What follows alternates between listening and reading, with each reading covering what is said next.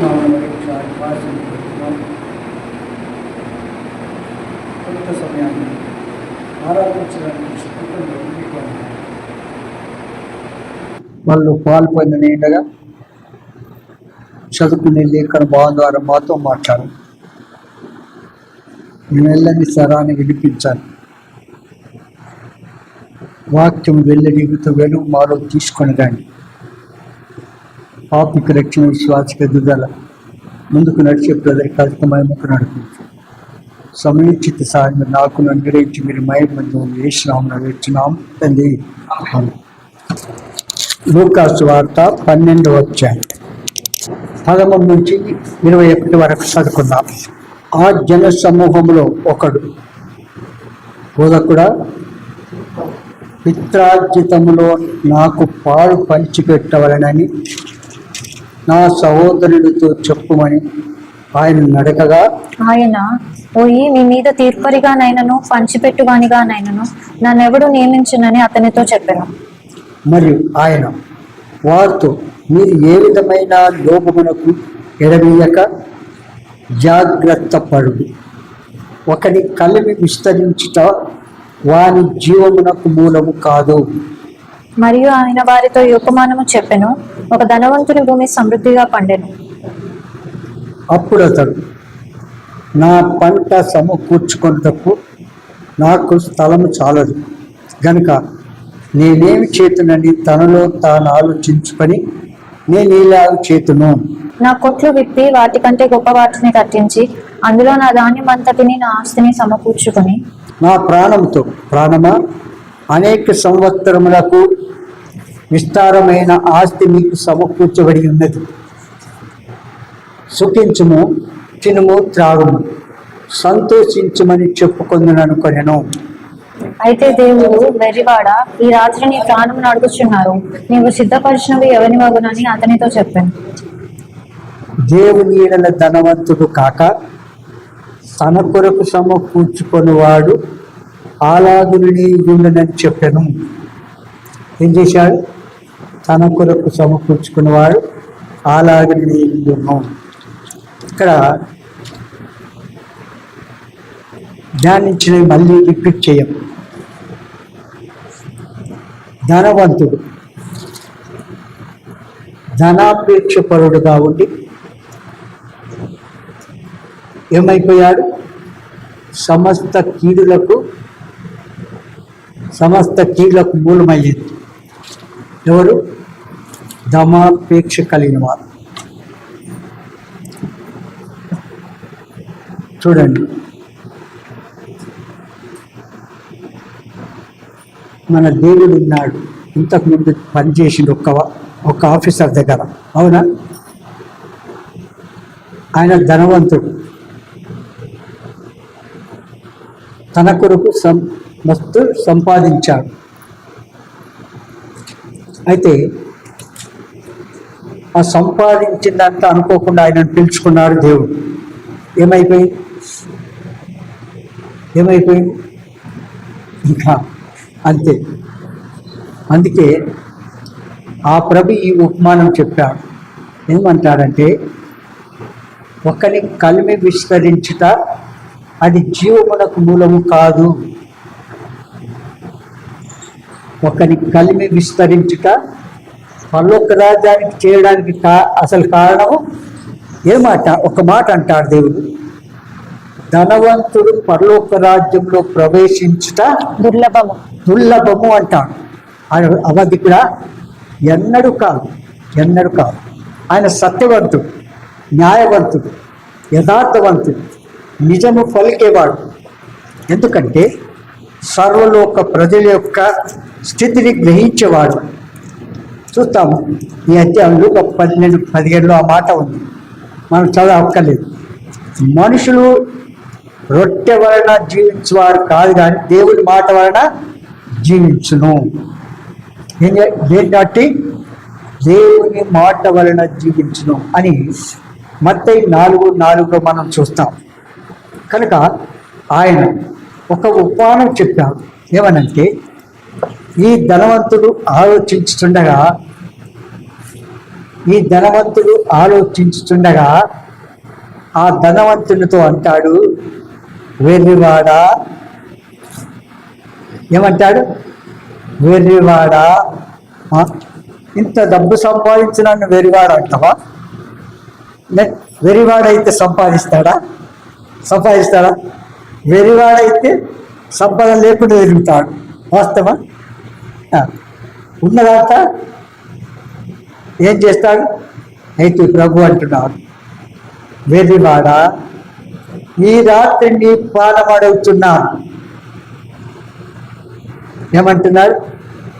ఈ రాత్రి నీ ప్రాణం అడుగుతున్నాను. నీవు సిద్ధపరిచినవి ఎవరి వగునని చెప్పాను. 20 వచనం, లూకా 12:20. అయితే దేవుడు, వెర్రివాడా, ఈ రాత్రి నీ ప్రాణం అడుగుచున్నారు, నీవు సిద్ధపరిచినవి ఎవరి వగునని అతనితో చెప్పాను. ఏంటిది? నీవు సిద్ధపరిచినది ఎవరి వారు? అతని వెర్రితనమే, ఆ ధనవంతుడి యొక్క వెర్రితనమే ఒకటి. మొదటి పాయింట్, సమృద్ధిగా దేవుడు ఫలమునిచ్చినను. చూడండి, ఈ ధనవంతునికి సమృద్ధిగా ఇచ్చినను, కోటీశ్వరుడిగా చేసినను, ఆ ప్రభును స్తుతించిందా? ఆ ప్రభును ఆరాధించిందా? తన ధనము, తన ఐశ్వర్యమును బట్టి దేవుని ప్రజలతో గడపడం వానికి ఇష్టము. చూడు, తను మొదటి పాయింట్, సమృద్ధిగా దేవుడు వారికి ఇచ్చాడు, దేవుణ్ణి స్తుతించలేదు. అవునంటారా? ధనవంతుని భూమి సమృద్ధిగా ఉండెను. 16 వచనం. మరియు ఆయన వారితో ఈ ఉపమానము చెప్పెను, ఒక ధనవంతుని భూమి సమృద్ధిగా పండెను. ఏమైంది? తనకిచ్చిన భూమి సమృద్ధిగా పండెను. అంటే పంట ఉన్న వాళ్ళు పంట, బిజినెస్ చేసేవారు బిజినెస్లో, ఉద్యోగం చేసిన వారు ఉద్యోగంలో. వారు ఏమైపోయినారు? అభివృద్ధి చెందినారు. వారి క్రియల ద్వారా ఏం చేయబడ్డారు? దేవుని కృపను బట్టి ఇదేం చేసినాడు? సమృద్ధిగా పండెను, సమృద్ధిగా సమకూర్చుకొనెను అని చెప్పవచ్చు. ఈ పంట ఎట్లు పండింది? భూమి పంట సమృద్ధిగా పండింది. ఎట్లు పండింది చెప్పండి? దేవుడే వర్షమును, ఫలవంతమైన ఋతువులను ఇచ్చి ఆ ఫలము దయచేసినాడు ఆ ధనవంతుడు. అవునంటారా? దేవుడు సకాలమునకు ఆ వర్షము కురిపించకపోతే తను ధనవంతుడు అయ్యేవాడా? అనుకోనండి, నీకు ఒక ఉద్యోగం ఇచ్చినాడు. ఆ ఉద్యోగంలో అది ఇచ్చినాడు కనుక నువ్వు ఏమవుతున్నావు? దాన్ని మల్టిప్లై చేసుకుంటున్నావు.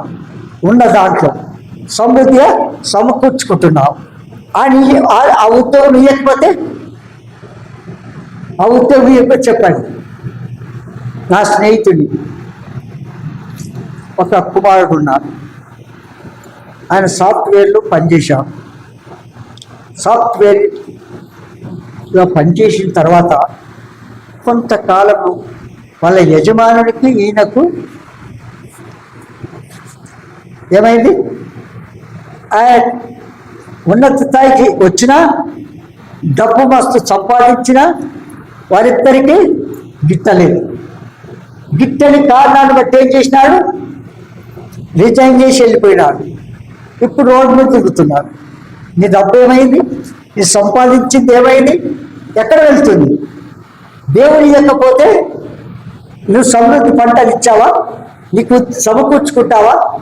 ఎన్నడూ కూడా కాదు. అందుకే ఏ స్థితిలో ఉన్న ప్రభువును స్తుతించాలా? ఉన్నత స్థాయిలో ఉన్న స్తుతించాలా? ఏం లేమిలో ఉన్నా కూడా ప్రభువును స్తుతించాలా? నారా, నాకు అప్పుడప్పుడు తలంపు వచ్చింది. ఏమిటంటే, నాకు అప్పటి మట్టుకు నాకు నా కుటుంబానికి తీయకుండా ఏమీ లేకుండా చేస్తే అది చాలా థ్యాంక్స్ చెప్తాను దేవునికి అనుకునేవాడిని. చాలా థ్యాంక్స్ చెప్తాను, ప్రభుని స్తుతిస్తాను అనుకునేవాడిని. ఎందుకంటే నాకు ఈ స్థితిలో తీసుకొని రావడానికి, ప్రభువును సమీపించడానికి, నా నిశ్చితిని తెలుసుకొని సరిచేయడానికి, నా అక్కరు ప్రభుకు చెప్పుకోవడానికి, ప్రభువు ద్వారా నేను తీసుకోవడానికి నాకు ఒక మంచి అవకాశము కల్పించినాడు అని స్తుతించేవాడిని. అట్లు మీరు స్తుతిస్తారా? అట్లు మీరు ఆరాధిస్తారా? ఎట్ చేస్తారా? చూడండి, ఆ పూటకు తిండి లేకపోతే దేవుని పైన ఆధారపడి ఆయన సందును ప్రార్థన చేసి ఆయన ఇచ్చేంత వరకు కనిపెట్టి ఆయన ఇస్తుంటే అది వర్ణింప సత్యము కానీ ఆరాధన. అవునంటారా? ఆ సమయంలో మనం అడిగి ఊహించిన దానికంటే వర్ణింప సత్యము కానీ ఆరాధన చేస్తామా, చేయమా? చూడండి, ఓకే చెప్పినాను, విన్నరా తెలియదు, చెప్తే తెలుస్తుంది. ఆరంభ దినాల్లో నేను డిగ్రీ చేస్తున్న సమయంలో హైదరాబాద్లోని హాస్టల్లో ఉండి డిగ్రీ చేస్తూ ఉన్నాను. నాకు పెళ్లి చేసిన ముద్దనంగా చేసింది అయిపోయింది. అమ్మాయిని తీసుకెళ్ళి వెళ్తా పెళ్లి కావగానే మా ఇద్దరికి కావాల్సిన ఖర్చులు మీరు పెట్టాలని అని చెప్తే అన్నీ పెడతాము, అన్నీ ఇస్తాం అని చెప్పారు. పెళ్లి చేసారు, ఒక చేతులు ఎత్తేసారు. ఏం చేసేది? చేతులు ఎత్తి అమ్మాయి తీసుకెళ్తా, అమ్మాయి ఇక్కడ ఉండడానికి వీల్లేదు, బలవంతంగా దుఃఖంతో పంపించారు. అక్కడ కొంతకాలం నా దగ్గర డబ్బుల్ని నేను మెయింటైన్ చేసుకుంటూ వచ్చాను. రూమ్ కిరాలు తినండి. హాస్టల్లో ఉంటే హాస్టల్లో మంచి సాక్ష్యాన్ని కలిగి ఉంటున్నాను. మీ కొరకు చెప్తున్నాను. నేను ముఖస్థుతి చేయడం మెచ్చుకోవడానికి కాదు. కాలేజ్ స్టూడెంట్స్ మధ్యలో కాలేజ్ హాస్టల్లో ఉండి ఇట్లనే హాల్ ఉంటుంది, ఇక్కడ అక్కడ పడకలు ఉంటాయి. అంతమంది ముంగన కాలేజీకి వెళ్ళేటప్పుడు నా పడక మీద మోకాళ్ళ నుండి ప్రార్థన చేసి కాలేజీకి వెళ్ళేది. కాలేజీ నుంచి రాగానే పడక మీద నిలబడి దేవుని స్తుతించేది. ఈ లక్షణాలు కలుగుతూ ఉండగా ఒక యూనివర్సిటీ దాదా, ఎవరు? ఉస్మానియా యూనివర్సిటీ దాదా అంటే ఏది? కత్తి పట్టుకొని తిరుగుతాడు. వాడు డిగ్రీ చేస్తాడు, అడ్మిషన్ తీసుకుంటాడు, ఎగ్జామ్ రాయకపోతే కత్తి ఆడ పెడతాడు, చూసుకుంటూ రాస్తాడు. అర్థమైందిగా? అలాంటి వ్యక్తి నన్ను దేవుడు బాలయ్య అన్నాడు. నాకు 3 పేర్లు, ఒకటి బాలయ్య, ఒకటి సత్యానందం, 3వది శత్రుఘ్న. అర్థమయ్యా? బాలయ్య పేరు చదువుకున్నాను. దేవుడు బాలయ్య అన్నాడు. ఎందుకన్నాడు చెప్పండి? ఎందుకన్నాడు? ఉస్మానియా యూనివర్సిటీ దాదా విన్నారా? అలాంటి పరిస్థితిలో అమ్మాయిని తెచ్చుకున్నాను, ఇంట్లో ఉన్నాను, ఒక వ్యక్తిరా. ఇక ఒక 2 నెలలు 3 నెలల లోపల నాకున్న డబ్బు అయిపోతుందని అనుకున్నప్పుడు అప్పటి నుంచే ప్రార్థన చేసి మొదలుపెట్టేవాడిని. ఎప్పుడు? 2-3 నెలల ముందటి నుంచి, ప్రభా నా దగ్గర ఉన్న డబ్బు ఇంతవరకు అప్రాక్సిమేట్గా సరిపోతుంది, నాకు మీరే సహాయం చేయాలా అని చేస్తూ ఉండగా చివరికి అంతా అయిపోయింది. అంతా అయిపోయిన తర్వాత ఇంటి రెంట్ ఇవ్వాలిగా, రూమ్ రెంట్ ఇవ్వాలిగా. ప్రభా ధనవంతుడు వెళ్ళి దేవుడు నేను అంటున్నావు,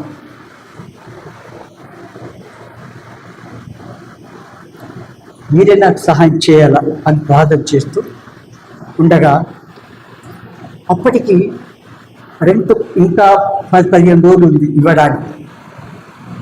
ఈ మధ్యలో ఆ కిరోసిన్ స్టవ్, వంట చేసుకోవడానికి, అన్నం వండుకోవడానికి కిరోసిన్ స్టవ్ ఉండేది. ఆ స్టవ్ను ముట్టించడానికి అగ్గి పెట్టలేదు. ఏమైంది? అగ్గి పెట్టా. అప్పుడు 7 పైసలు అగ్గి పెట్టా. ఆ అగ్గి పెట్టే కొరకు ప్రార్థన చేశాను. తవ్వా నా దగ్గర అగ్గి పెట్టలేదు, ఇంటి పోని అడిగితే ఇస్తాడు, కానీ ఇవే నాకు ఇవ్వాలి, నా పాపం ఏమైనా ఉంటే క్షమించు, నా అడిగింది నాకు ఇవ్వండి ప్రభా అని ప్రార్థన చేస్తూ మోకాళ్ళని ప్రార్థన చేసుకొని కాలేజీకి వెళ్ళేవాడు. ఈమె రూమ్లో ఉండేది. ఆంటీ సేపు రాదు.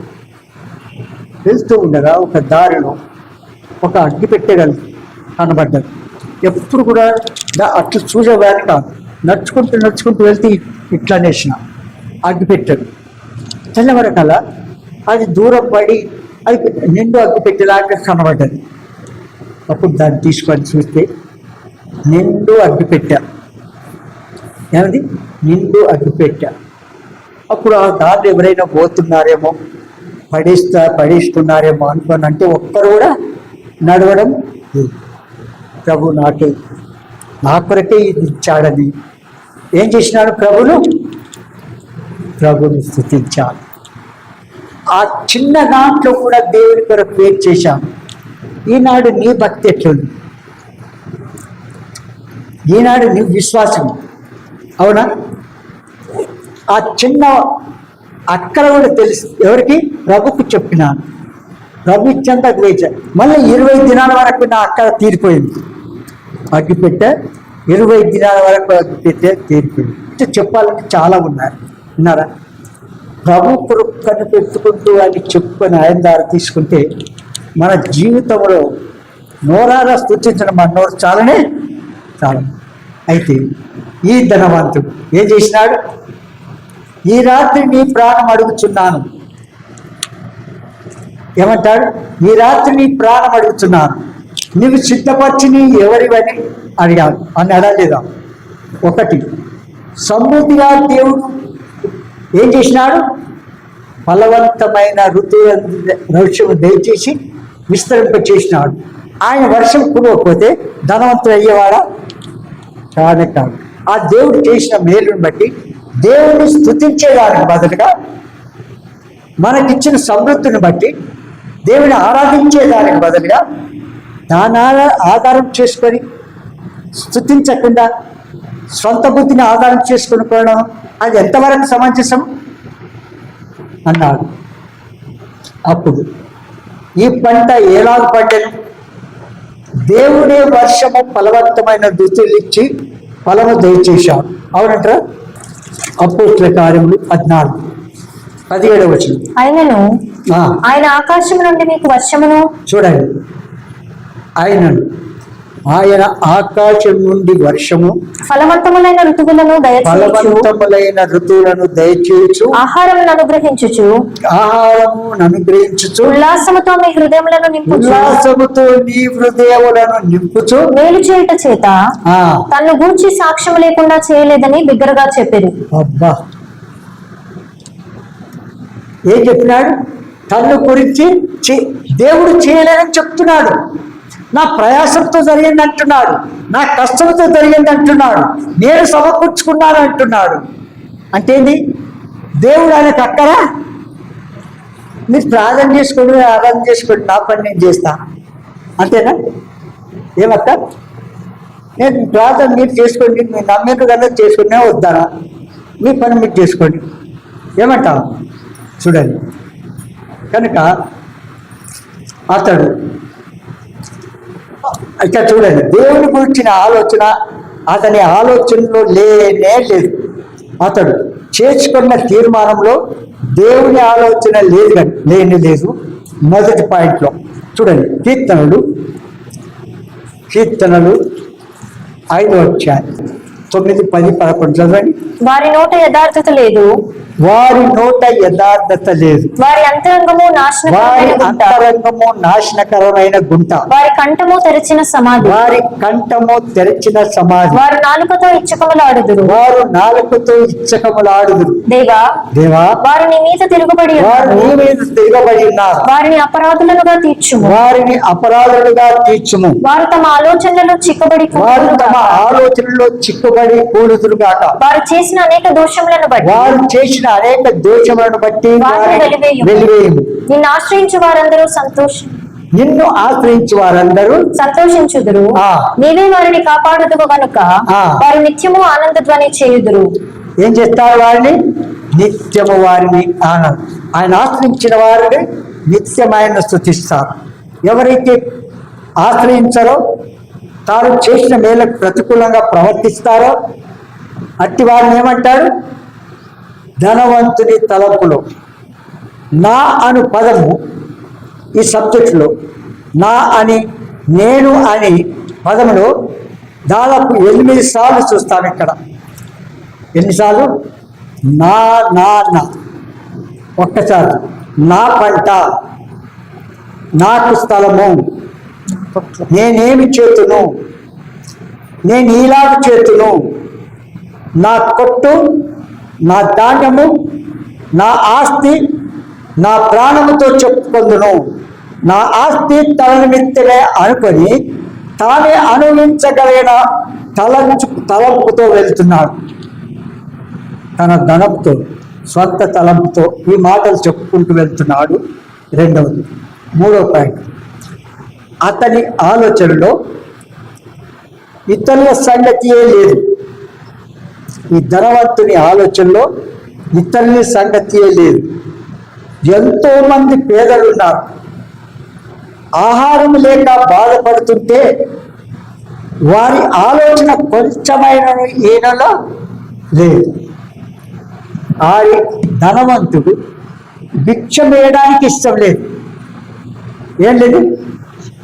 ధనవంతుడి దగ్గరికి అడుక్క తినడానికి వస్తే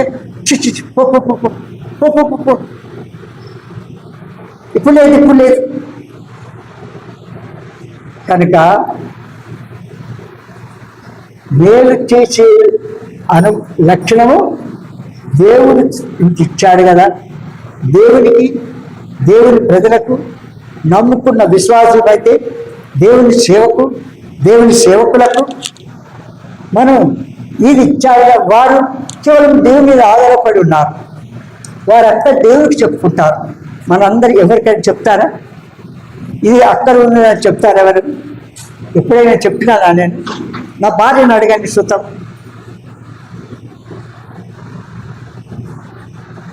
నీ ప్రక్కలో పడిన భార్యతో నీ పెదుగులిప్పు మాట్లాడొద్దు అన్నారు దేవుడు. అంటే మన అక్కల కొరకు ప్రభుకు చెప్పుకోవాలా, ఆయన ద్వారా మనం తీసుకోవాలా. మీకేం తక్కువ అనుకుంటున్నారు? ఏమన్నా ఆయనకేమి తక్కువ అని ఒక స్వభావం మీలో ప్రవేశించింది. సాతాను ప్రవేశించి దేవుని వాక్యానికి విరుద్ధంగా ప్రవర్తిస్తున్నావు. ఎందుకు? ఆయనకి ఇస్తున్నా నేను. ఎవరికి ఇస్తున్నా? ఆయనకేం తక్కువ? అవునా? దేవుడు ఎవరికి ఇమ్మన్నాడు? నీకు కలిగే సమృద్ధిలో దేవుని వాక్యాన్ని విరుద్ధంగా తలంచి నెమరు వేసి, అందుకే ధనవంతుడు పరలోక రాజ్యంలో ప్రవేశించుట ఏంటిది? దుర్లభము. మనకు బాగా తెలుసు ధనవంతుడు లాజరు సంగతి తెలుసా? తన సమృద్ధిని బట్టి ఎంజాయ్ చేసినాడు. అవునా? ఈ లాజరు పచ్చిని పారేసిన ఆకులు ఉంటాయే, ఆ పారేసిన ఆకులు ఏమైనా ఆకులు వేయకపోతే పస్తే ఉన్నదా? ఆయన తిండి, బట్టలు, ఆయన స్నానము ఎక్కడ ఏమి లేవు. ఇంత పారేస్తే అందులో చేరుకొని తినాలి, లేకపోతే లేదు. ఆ స్థితిలో కూడా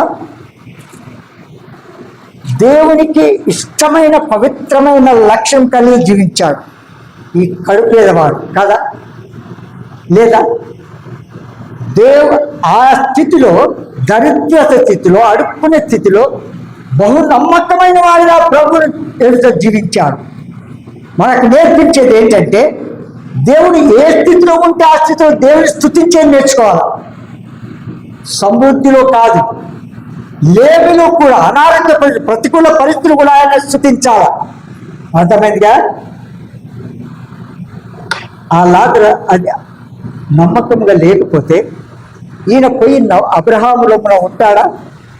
ఈ లాజరు నిద్రించిన తర్వాత, చనిపోయిన తర్వాత ఈ ఆత్మ పరమాత్మ దేవుని దగ్గర పరలోకంలో అబ్రహాము ఉన్న చోట్ల వెళ్ళి ఆయన వెతుకున్నట్టుగా, అబ్రహాము రొమ్మున ఆనుకున్నట్టుగా ఈ ధనవంతుడు చూస్తున్నాడు ఇక్కడ నుంచి. అలాంటి పవిత్రత లేకపోతే అబ్రహాం యొక్క విశ్వాస వీరుడైనటువంటి అబ్రహాం రొమ్మున ఉంటాడా? చెప్పండి, ఉంటాడా? మీకు అర్థమవుతుంది అలా భాష? నాకు ఒక్కటి కాదు, సరిగ్గా చెప్పలేదు అన్నది. నేరం మోపడానికి చాలా ఇష్టం మీకు, సాతానికి వానికి ఇష్టం ఎప్పుడైనా. విన్నారా? పర్సన్ లక్షణమే అది. విన్నారా? జాగ్రత్తగా వినండి. కింద వంట చేసే వాళ్ళైనా పైన వారైనా. అర్థమైందిగా? మీకు పెట్టిన మైకు దాని కొరకే, మాట్లాడుకుంటూ వెళ్ళిపోవడం కాదు, పని చేసుకుంటూ వినాలి. విన్నారా?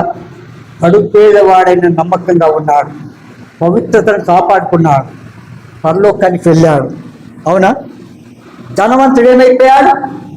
తన కళ్ళు సమృద్ధి ద్వారా ఏమైపోయింది? వాడు మరణించాడు. ఎక్కడున్నాడు?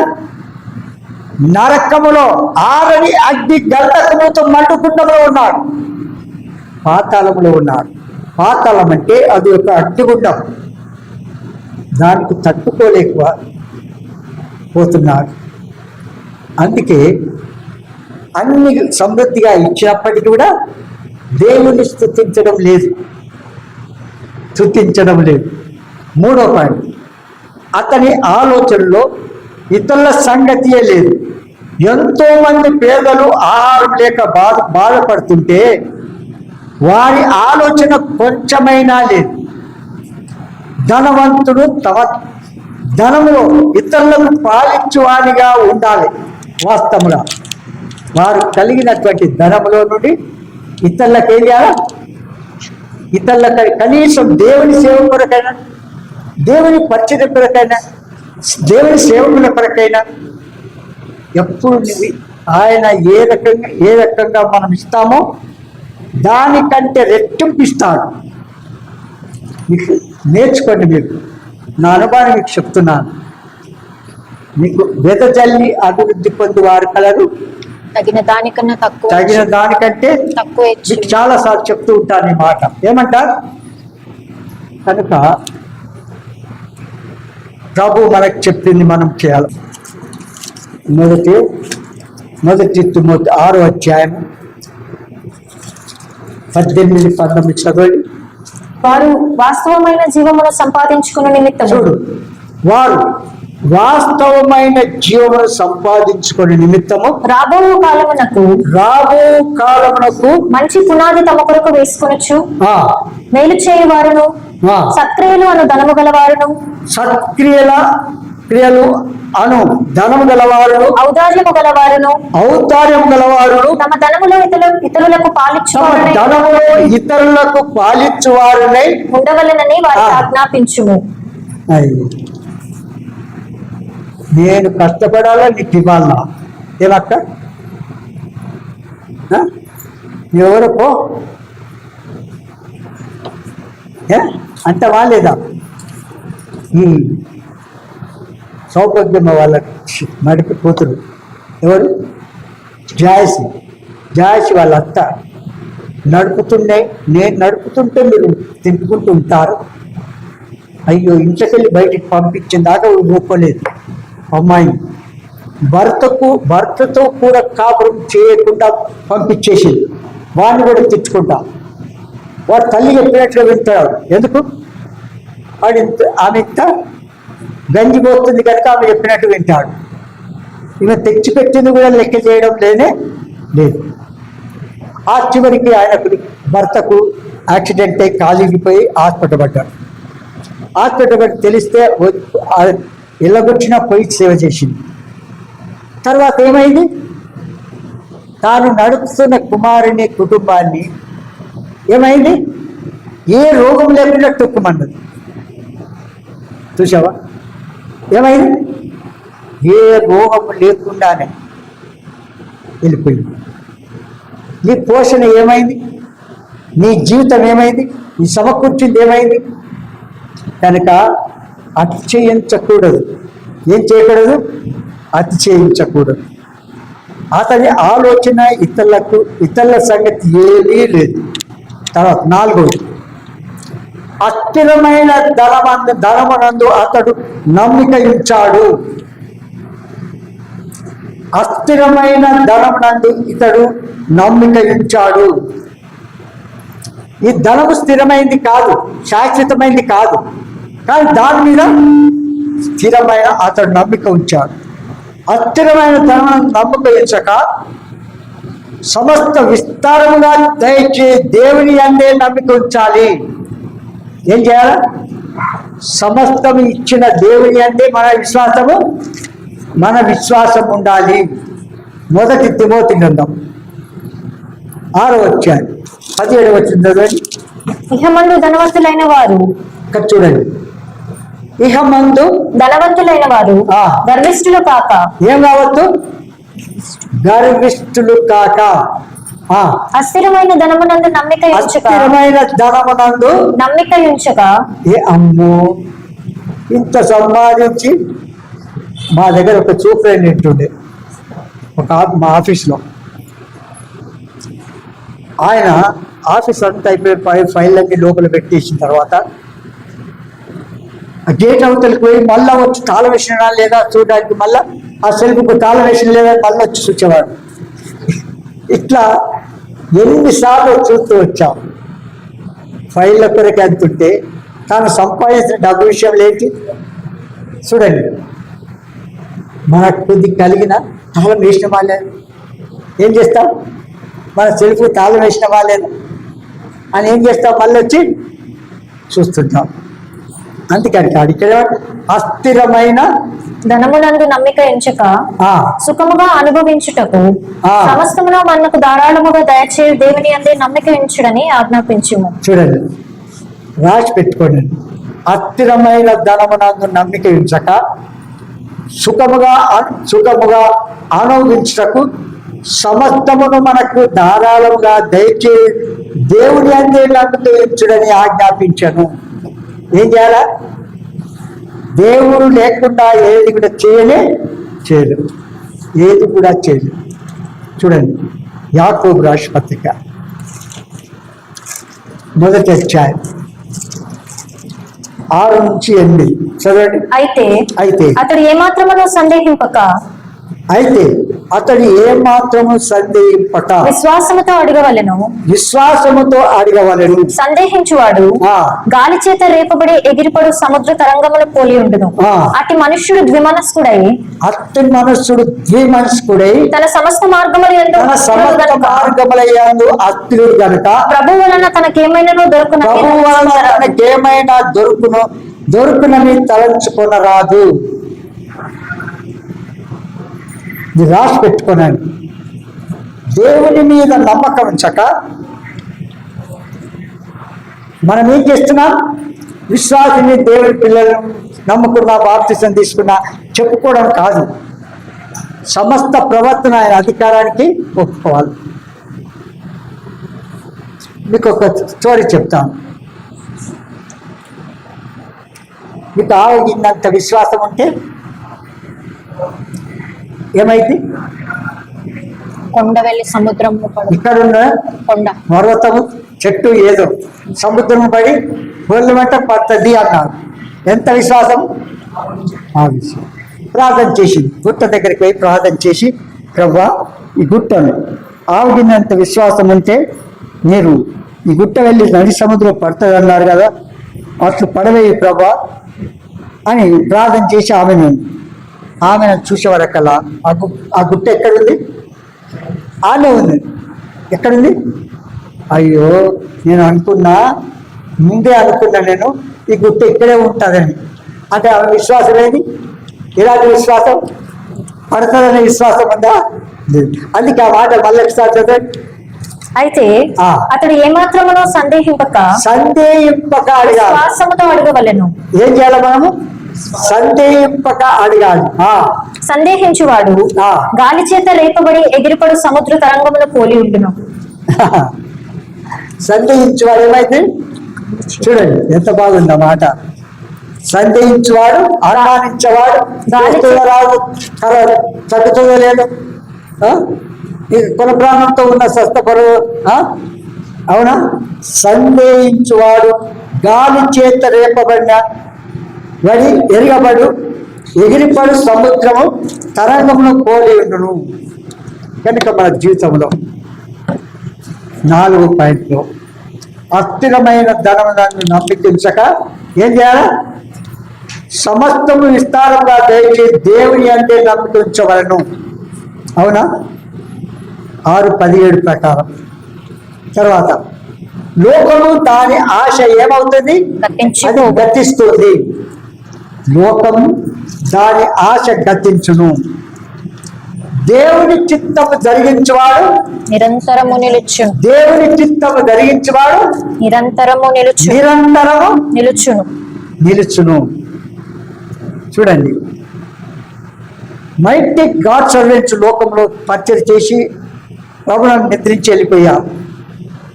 అంటే సాధు సుందర్ సింగ్, విలియం కేరీ, మరి ఇంకా చాలామంది ఉన్నారు. మన దగ్గర లిస్ట్ ఉంది. వాళ్ళు చూడండి, మంచు కొండల్లో ఉంటే మంచు మీద ఉండి ప్రార్థన చేసుకుంటూ ప్రభువుతో గడిపినారు. వీరందరూ ప్రభు నందు విశ్వాసం నుంచి ప్రభు నందు నిద్రించారు. కానీ సహోదరుడు భగత్ సింగ్ గారిలాగా ఎవరైనా వారికి ప్రభునందు నిద్రించినప్పుడు ఏదైనా సంభవించిందా చెప్పండి. ఇంతమంది పరిశుద్ధులు, సేవకులు, ప్రవక్తలు, దేవుని పిలుపుడు ఎదిగిన వారు మంచి సేవ చేసి వెళ్ళిపోయారు. భగత్ సింగ్ గారు ప్రభునందు నిద్రించిన మరి లక్షణాలు సృష్టిలో కానీ ఇంకా మనుషులో కానీ ఎవరికైనా సంభవించినట్టుగా ఉందా చెప్పండి. సహోదరుడు భగత్ సింగ్ గారు ప్రతి చిన్నదాన్ని దైవ చిత్తం కొరకు కనిపించేవాడు, దేవుని చిత్తానికి చేసేవాడు. వెయిట్ వెయిట్ వెయిట్ అనేవాడు. ప్రార్థన చేసుకుంటూ ఎంతదైనా సరే. ఒకరోజు కాన్వకేషన్, ఆ కాన్వకేషన్లో ఏమి మందిరంలో ఏమీ లేదు. కాన్వకేషన్ స్టార్ట్ చేసింది. మధ్యాహ్నం లంచ్కి సిద్ధం కావాలి. ఆ బ్రదర్కి చెప్పడానికి ఎవరికి ధైర్యము చాలు. ఈయన ప్రార్థన చేస్తూ ఉన్నాడు. ప్రార్థన చేస్తుంటే సమీపంగా ఉన్న దగ్గర ఉన్న సన్నిహితుడు వెళ్ళి లంచ్ ప్రిపేర్ చేయాలి. వెయిట్ ప్రార్థన చేస్తుంటే ఒక ధనవంతుడు, ఒక ఐశ్వర్యవంతుడు ఒక లారీ నిండా రైస్ బ్యాగ్లను పంపించాడు. ఎంత? ఒక లారీ నిండా రైస్ బ్యాగ్లను పంపించాడు. కాంపౌండ్ లోపలికి తీసుకుని వెళ్తూ వస్తుంటే, ఎవరు ఎక్కడి నుంచి వచ్చినారు? దేవుడు నాతో ఫలానా దగ్గరికి వెళ్ళి ఫలానా సోదరుడు ఉంటాడు, ఆయన దగ్గరికి వెళ్ళి ఇచ్చేసి రండి అన్నాడు. ఏమైంది? ఆ మధ్యాహ్నంకు 1000 మంది కాన్వకేషన్లో ఉన్నారు. లేదని చెప్పిందా? వెయిట్ అని ప్రభు కొరకు, ఆయన చిత్తం కొరకు కనిపెట్టుకుంటూ ఉంటే ప్రభు ఆయన ప్రార్థనని ఏం చేసినాడు? లారీని పంపించాడు. చూసావు? కాన్వకేషన్ మొత్తం అయిపోయేంత ఇంకా మిగులుతాయి కూడా. మిగిలాయా? ఎన్ని వేల మంది తింటారా? 10 బస్తాలు కానీ 15 బస్తాలు తిన్నా కూడా రోజుకు ఏమైతే అన్ని బ్యాగులు ఉంటాయి. ఎందుకు చెప్తున్నా అంటే, ఆ దైవజనుడు దైవ చిత్తాన్ని చేసేవాడు. ఏం చేసేవాడు? దేవుని చిత్తం కొరకు చిన్నదాన్ని కూడా దేవుని చిత్తం తెలుసుకొని ప్రార్థన చేస్తూ ఉంటే ఆయన ప్రభువునందు నిద్రిస్తూ ఉన్నాడు. నిద్రించిన టైంలో పెద్ద భూకంపం కలిగింది. ఏం కలిగింది? భూకంపం కలిగింది. నేను ఇంట్లో అది 11 గంటల రాత్రి. ఎవరు మేలుకుంటారు? నేను అట్లా ఏంది ఇట్లా జరుగుతుంది అనుకున్నాం. భూకంపమైన సంగతి నాకు తెలియదు. తెల్లవారు చూసి భూకంపం వచ్చిందని తెలుసు న్యూస్ పేపర్లో. తర్వాత ఆయనను మందిరంలో నుంచి ప్రార్థన చేసి తీసుకొని వెళ్ళడానికి చివరి ప్రార్థన చేస్తూ ఉంటే ఆ పెట్టెను శవపేటికను లేపుకొని రావడానికి వచ్చే టైంలో ఉంటే అప్పుడు ప్రార్థన చేస్తూ ఉంటే సూర్యుడు నలిపైపోయాడు. అది ఉదయం 11 గంటల ఉదయం, ఇలాంటి ఎండాకాలం. సూర్యుడు ఏమైపోయినాడు? నలిపోయాడు. రేణువు వచ్చేసింది. ఇవన్నీ చూసి వారి ఫోటోలు తీసుకొని అందరికీ డిస్ట్రిబ్యూట్ చేసినారు. ఎందుకు చెప్తున్నాయి ఈ మాట? భక్తులందరూ నిద్రించారు. అందరికీ ఇది ఈయన బుద్ధించినప్పుడు సంభవించినట్టుగా అందరికీ సంభవించిందా చెప్పండి? పాల్ దినకరం ఉన్నాడు ఒక ఆయన, అవునా? ఆయన కూడా ఫస్ట్ పరిచయం చేశాడు. ఆయన నిద్రించినప్పుడు ఏమైనా చేసినాడా? తన కొరకు స్కూళ్ళు కట్టడం, కాలేజీ కట్టడం, ఈ బైబిల్ కాలేజ్ ఇవన్నీ చేయడం దేవుని చిత్తమా? ఆత్మల రక్షణ కొరకు పోవడామన్నాడు. ఈ దైవజనుడు ఆత్మల కొరకు కనుక దేవుని చిత్తము ఏం చేయాలి? జరిగించువాడు నిరంతరము నిలుచును. అవునా? 1 యోహాను పత్రిక 2:17. లోకము దాని ఆశయు గతించిపోవచ్చున్నవి గాని దేవుని చిత్తమును జరిగించువాడు నిరంతరమును నిలుచును. అబ్బా, ఏం మాట చెప్పావు చూడండి. 2:17 కదా. లోకమును దాని ఆశయు గతించిపోను. ఒక్క నిమిషం. మన ఆశలన్నీ గతించిపోతాయి. నేను కూడా సొడబుడ్ల కథ చెప్పిన కదా మీకు. గుడ్డు పెట్టి కోడి తెస్తే మేక తెస్తే మన ఆశలు ఏమైపోయాయి? నెరవేరినాయా? అందుకే ఇక్కడ ఏమంటాడు? దాని ఆశ గతించి ఉన్నవి కానీ దేవుని చిత్తమును జరిగించువాడు నిరంతరము. ఇది చెప్తుంటే ఒకటి గుర్తొస్తుంది. ఒక సేవకుడు ఉన్నాడు.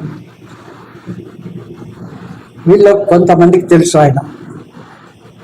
ఆయన దగ్గర ఎంతోమంది సేవకులు ఉంటే ఆయన చెప్పింది చెయ్యకపోతే చదువుకొని పంపిస్తాను.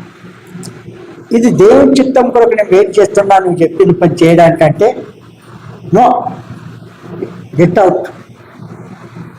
అవసరం ఉన్నంత వరకు వాడుకుంటాడు. దేవుని చిత్తం కొరకు కనిపెడుతున్నా అంటే బయటికి. ఈయన చిత్తం చేయాలి కానీ దేవుని చిత్తము, ఆ అమ్మగారి చిత్తం చేయాలి కానీ దేవుని చిత్తము చేయదు. వాళ్ళు చెప్పినట్టుగా చేస్తే వీళ్ళు ధనమంతా సమర్పించుకుంటారు ఈ లోకంలో. కానీ పరలోకంలో అయితే ఉంటుందా? 1 యోహాను 5:14. ఆయనను బట్టి మనకు కలిగిన ధైర్యం ఏదనగా ఆయన చిత్తానుసారముగా మనం ఏది అడిగినాను ఆయన మన మనవి ఆలకించుననిదే కదా. అబ్బా, ఎంత చక్కగా చెప్పండి. ఆయన చిత్తానుసారంగా బీబీఎస్ పెట్టాం, అవునా? కొంతమందితోటైనా స్టార్ట్ చేసుకుందాం అని మన ఆశ. విన్నారా? దేవుడు ఏం చేసినారు తెలుసా? మియాపూర్ నుంచి దాదాపు చాలామంది వస్తారు కానీ ఇప్పుడు ఏం జరిగింది? వాళ్ళ మందిరం ఒక ఆమె చనిపోయింది. ఇప్పుడు పిల్లలను గ్యాదర్ తెచ్చి తీసుకురావాలా, ఆమె చూడాలా? ఏ పని చేయాలి సేవకు? ఏ పని చేయాలి? వస్తారా లేదా నమ్మకము? చూడండి. అయ్యో, రాజూపురి కల్పలో ఉన్నమే ముగ్గురులో ఒకరు ఏమైపోయింది? టుక్కుమన్నది. ఇద్దరం ఏం చేయాలి? వచ్చిన వాళ్ళని తీసుకొస్తాం, లేకపోతే లేదు. ఏమంటాం? చూడండి ఎట్లా ఉంది. కనుక దేవుడి దిట్టాన్ని మనం చేయాలి. ఎప్పుడైనా ఓన్ విల్ మనం చేయకూడదు. దేవుడు అనుమతించిన దాన్ని మనకు అంగీకరించాలి. మనం అది చేసుకుంటూ వెళ్ళిపోవాలి. కనుక ఎప్పుడైనా సరే దైవజనులను నిరాకరించకూడదు. నీకు మొన్న చెప్పాను, అవునా? దైవజనులను ఏం చేయకూడదు? వారికి తప్పు పట్టడం, నేరం మోపడం కాదు, వారి మీద ఎలాంటి ఏ రకమైనటువంటి మీకు వాక్యం వినిపించి చూపించాలి. అవునా? చూపించాలా? ఎక్కడ నుంచి చెప్పాలి చూద్దాం. కనుక ఇక్కడ ఏమంటాడు? 5:14 ఆయనను బట్టి మనకు కలిగిన ధైర్యం ఏదనగా ఆయన చిత్తానుసారముగా మనం ఏది అడిగినను ఆయన మన మనవి ఆలకించునన్నదే. మత్తయి సువార్త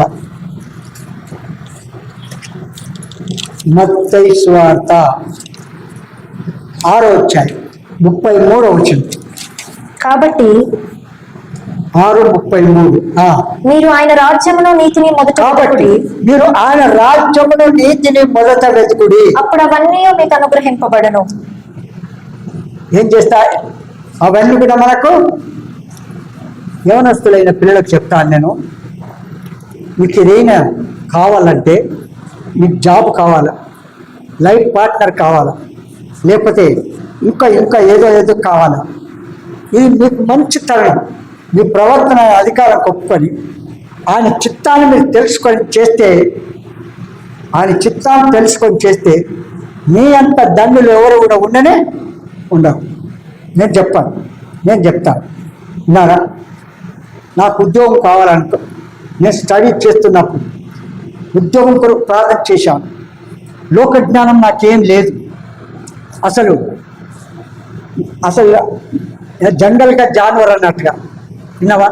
లోక జ్ఞానం ఆవగిందంతా కూడా లేదు. ఆవగింద ఈ స్టూడెంట్స్కు, వ్యవస్థలకు, మరి కాలేజ్ స్టూడెంట్స్కు ఏది ఆ క్రికెట్ కానీ, ఆ సినిమా ప్లేయర్లు, ఆటలు కానీ, వాళ్ళు వీళ్ళు అన్నీ చెప్తారు. మీరు ఇక్కడికి వెళ్ళి వచ్చింది క్రికెట్ ఆడే వాళ్ళ పేరు చెప్తారు. నాకేమి కూడా తెలియదు. ఏమి కూడా తెలియదు. అలాంటి పరిస్థితిలో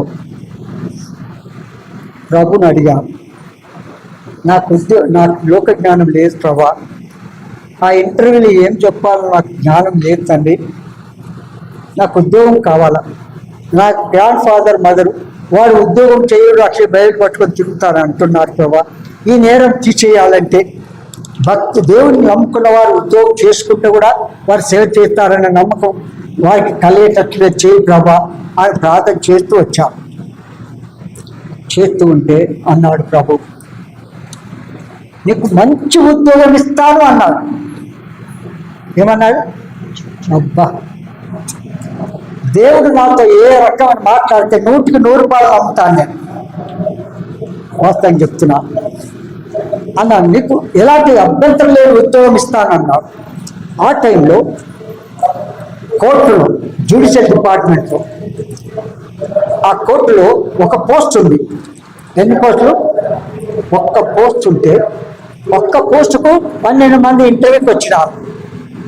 ఎంతమంది? ఒక్క పోస్టుకు నేను ఆన్సర్ ఏం చెప్పగలుగుతా అనుకొని వెళ్ళిపోయాను. అయితే వెళుతూ ఉంటే దేవుడు అనుకోకుండా మంచి ఆన్సర్స్ ఇచ్చాడు. నాలో వచ్చి జుతుతో ఆన్సర్ చెప్పగలిగినాను. ఇతర క్వశ్చన్స్ కూడా ఆన్సర్ చేశాను. అందరు బయటకు వచ్చేసి అలా మీరే సెలెక్ట్ అంటే ఇంటర్వ్యూకి వచ్చిన పిల్లలందరూ నన్ను ఏమంటున్నారు? సెలెక్ట్ అంటున్నారు. నేను అనుకుంటా లంచం ఇచ్చి ఎంతమంది సంపాదిస్తారో, లేకపోతే ఎంతమంది రికమెండేషన్ చెప్తారో, నాలాంటి వారికి ఏమి రికమెండ్ లేదు, నువ్వు ఒక్కడవే నా దేవుడు, నువ్వే ఇయ్యాలా అని ప్రార్థన చేస్తుంటే మళ్ళీ హైదరాబాద్ వచ్చాను. అప్పుడు దిగ్గు చేస్తున్నారు. వచ్చి 7 రోజులు ప్రార్థన చేసి మళ్ళా ఏం చేసినాడంటే ఈ ఇంటర్వ్యూ ఇచ్చారు ఏమైందో తెలుసుకుందామని వస్తే ఆ రోజు మందిరంలో ఫ్యామిలీ ప్రేయర్ జరుగుతుంది.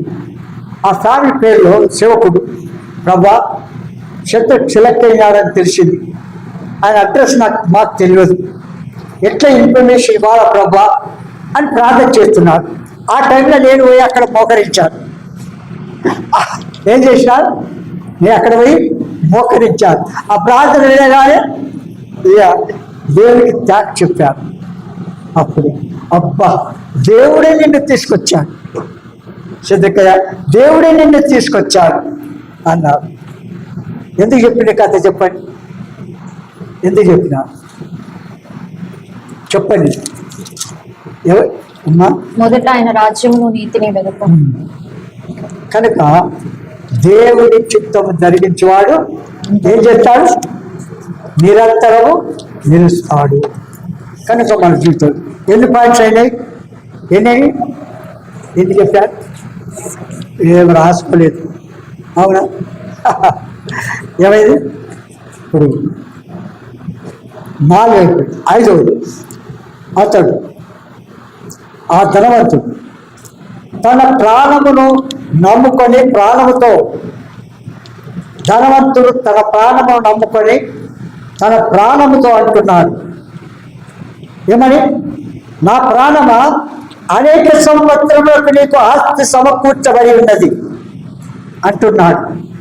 19వ వచనం చదవండి, లూకా 12:19. నా ప్రాణముతో ప్రాణమా అనేక సంవత్సరములకు విస్తారమైన ఆస్తి నీకు సమకూర్చబడి ఉన్నది, సుఖించుము, తినుము, త్రాగుము, సంతోషించుమని చెప్పుకొందును అనుకొనెను. అయిపోయి తన ప్రాణంతో ఏమంటున్నాడు, సుఖించుము. అయితే దేవుడు అంటాడు రేపేమి సంభవించో నీకు తెలుస్తుందా? చూడండి, నీకు తెలియదు, కొంతసేపు కనబడి అంతలో మాయమైపోయే ఆవిరి వంటి వారము. అవునా? ఆవిరి వంటి వారం. ఆవిరి పోయి ఉడకబెడుతుంటే ఎంతవరకు కనబడుతుంది? ఆ ఆవిరి ఎంతవరకు కనబడుతుంది? పూర్తిగా టాప్ దగ్గరగా ఇక్కడి నుంచి ఇక్కడి వరకు విన్నారా? మన జీవం అలాంటిది. కనుక సామెతలు 27 మొదటి వచనం చదవండి. రేపటి దినమున గురించి అతిశయపడకుము. అబ్బో, ఏం చేస్తారు? రేపు బర్త్డే ఉన్నది, ఏమనుకున్నారు? నేను అందరూ పిలుస్తా, ఏమను రేపటి గురించి అతిశయపడకుము. ఏ దినమున ఏది సంభవించునో ఏమి సంభవించునో అది నీకు తెలియదు. యాకోబు రాసిన పత్రిక 4వ అధ్యాయం 13 నుంచి చదవండి. 13, 14, 15. నేడైనను రేపైనను, అమ్మా నేడైనను రేపైనను ఒకానొక పట్టణమునకు వెళ్ళి అక్కడ 1 సంవత్సరం ఉండి వ్యాపారము చేసి లాభము సంపాదించము రండని చెప్పుకుని వారలారా. అబ్బో, ఏం చేస్తా? నేను జర్మనీకి వెళ్తా, జపాన్కి వెళ్తా. ఏమి ప్రతిఫల? జర్మనీకి వెళ్తా, జపాన్కి వెళ్తా. నేను లాభం మా ఇంట్లో అందరినీ తీసుకుపోతా అవసరమైతే. ఆ దేశాన్ని నేను చూపిస్తా, అవునా అనుకుంటావు కదా? నేడైనాను రేపైనా ఒకనొక పట్టణములకు వెళ్ళి అక్కడ 1 సంవత్సరం ఉండి వ్యాపారం చేసి లాభము సంపాదించము రండి అని చెప్పుకుని వాళ్ళారా. రేపేమి సంభవించునో మీకు తెలియదు. మీ జీవం ఏ పాటిది? మీరు కొంతసేపు కనబడి అంతలో మాయమైపోవు ఆవిరి వంటి వారే. కనుక ప్రభు చిత్తమైతే మనము బ్రతికి ఉండి ఇది అది చేతమని చెప్పుకొనవలెను. ఏం చేయాలా? ప్రభు చిత్తమైతే ఇది అది చేస్తామని చెప్పుకోవాలా, కానీ డిక్లేర్ చేయకూడదు. నేను ఇది చేస్తానని ధనవంతుల్లాగా చేయకూడదు. అర్థమైందిగా? కనుక అతని ప్రారంభం ఆ రాత్రి వెళ్ళిపోయింది, అయిపోయింది. అతని ప్రాణం ఏమైంది? ఆ రాత్రే వెళ్ళిపోయింది. అతడు అనేక సంవత్సరాలకు ఆస్తి కూర్చోబడింది అంటున్నాడు. అవునా? ఎవరికి ఇచ్చి పెట్టినాడు? అది సంగతి. ఇంకా చాలా ఉంది, తర్వాత చూద్దాం. కనుక సమయం అయిపోయింది. మన జీవితంలో ప్రభు మనకి ఏదైతే తెలియచేస్తాడో అది మాత్రమే మనం చెయ్యాలి. విన్నారా? సొంత తలంపుతో వెళ్ళి మా నాన్న చిక్కులు పడకూడదు, సరి చేసుకొని యోగమైనదిగా వాళ్ళు పాలు పొందుతాం. ప్రార్థన చేసుకుంటాం. ప్రీతండి, యేసునామమున మరొకసారి పాసని పొస్తున్నాం. మా ముందుకు తీసుకొచ్చిన లేఖన భాగములన్నింటిని బట్టి మీకు వందనాలు.